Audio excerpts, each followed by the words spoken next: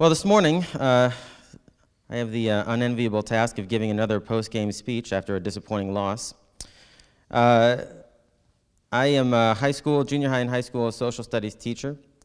Actually, I'm more of a junior high social studies monitor, but it's neither here nor there. I also teach a class called Introduction to Leadership with a few of my high school students and players, that some of them are actually here. They like to dress the same when they go out in public.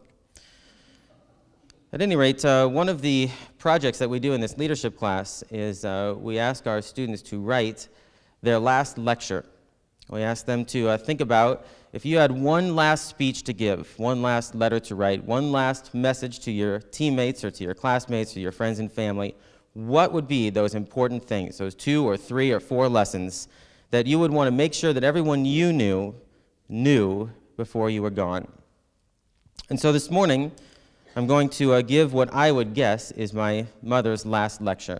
Some lessons that we learned from knowing her and just being in family and learning from her faith. So I'm going to give you a few lessons, what I would say would be my mom's last lecture, things that we've learned from her.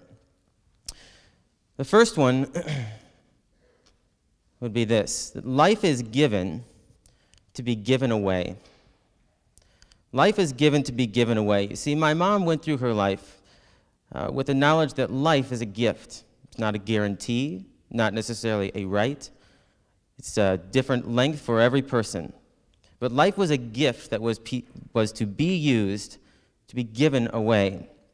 And many of you who have known my mom have known her in big ways that she did this through a lot of volunteer work. She worked with various churches and the Salvation Army and Angel Food and Trees and various mission teams.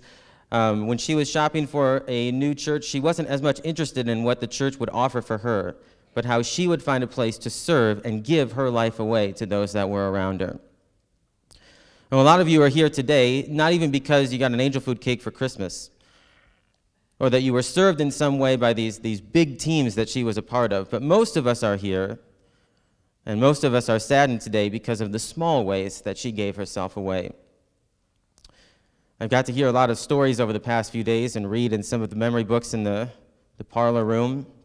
Some of you wrote last night about different ways that my mom touched your life in just little simple ways, where she chose to be selfless and she chose to say, your life for today is more important than mine. Your time for today is more important than mine. For some, it was friends that she would have public speaking for the first time in another state, and she would hop in the car and drive up and surprise them, just to sit in the back so they had a familiar face to see that first time they were speaking in public. For some, it was listening, and she would help, I know listening sounds a little crazy from what we said earlier, but she would listen when we would go through things in life that we just needed to talk, when we needed some wisdom, when we needed some perspective. She was always there. And sometimes she did that on the clock. I know the Flemings guys are here. But there's a number of people that were touched even, when she was at work, with her visits, with her prayer, always willing to pray for and pray with anybody that needed it, usually whether you liked it or not, often whether you asked for it or not. She just wanted to give her life away.